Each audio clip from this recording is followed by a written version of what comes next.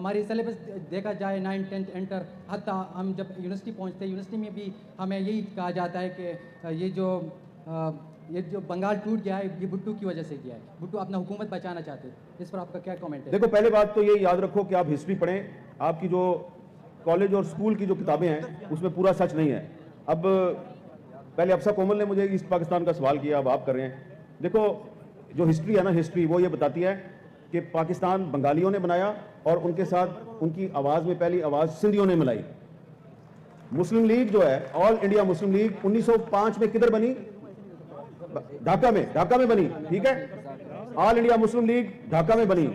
مسلم league کی پہلی حکومت کہاں پہ آئی؟ بنگال میں 1937 میں۔ کون بنا یونائٹڈ بنگال کا وزیر اعظم؟ کون بنا؟ اے کے فضل الحق۔ اے کے فضل الحق کون تھا؟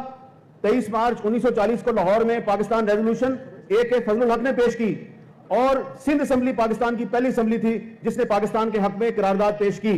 تو پاکستان کی تحریک کا آغاز بنگالیوں نے کیا، ان کو سب سے پہلی سپورٹ سندھ نے دی، اور اس کے بعد پاکستان کا ماما اور چاچا اور تایا کوئی اور بن گیا، اور انہوں نے پاکستان توڑ دیا، اور پاکستان توڑ کے کہا او ہو بنگالی بڑے غدار تھے۔ او بھائی اگر بنگالی غدار تھے تو انہوں نے مسلم لیگ ڈھاکہ میں کیوں بنائی؟ انہوں نے، اور حسین شہید سہروردی صاحب جو ہیں، فضل الحق صاحب کے بعد حسین شہید سہروردی صاحب جو ہیں وہ پرائم منسٹر بنے، اور حسین شہید سہروردی صاحب جو ہیں ان کے خلاف اتنی گندی سازش ہوئی کہ اگر آپ ان کی کتاب پڑھیں نا، بیگم شائستہ کرام اللہ صاحب نے جو ان کی کتاب، ان کی بایوگرافی لکھی، آپ کی آنکھوں میں آنسو آ جائیں گے۔